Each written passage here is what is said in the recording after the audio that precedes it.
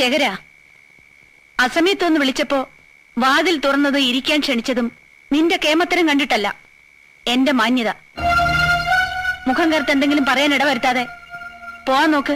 വേണ്ട, നാട്യമൊന്നും എന്റെ അടുത്ത് വേണ്ട. ആദ്യം നീലകണ്ഠൻ, പിന്നെ എന്റെ അമ്മാവൻ. ഇനി ഈ ഏഴിലക്കരയിൽ ആർക്കെങ്കിലും നീ പാവരിക്കുന്നുണ്ടെങ്കിൽ അത് ശേഖരനായിരിക്കണം. അതിന് യോഗ്യം ഞാൻ തന്നെ ഉള്ളൂ.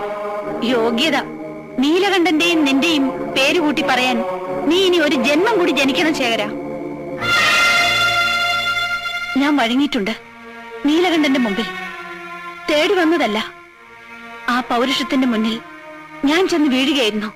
ഒടുവിൽ എന്നോട് മാറി നിൽക്കാൻ പറഞ്ഞപ്പോൾ എന്റെ നിസ്സഹായാവസ്ഥയിൽ രക്ഷകനായി വന്നതായിരുന്നു നിന്റെ അമ്മാവൻ. ദുരുദ്ദേശത്തോടെയാണെങ്കിലും എനിക്ക് വേറെ വഴിയില്ലായിരുന്നു. നീ ഇപ്പോൾ അഹങ്കരിക്കുന്നുണ്ടാവും നീലകണ്ഠനെ വീഴ്ത്തിയെന്ന്. 10 ആളിന്റെ ബലവും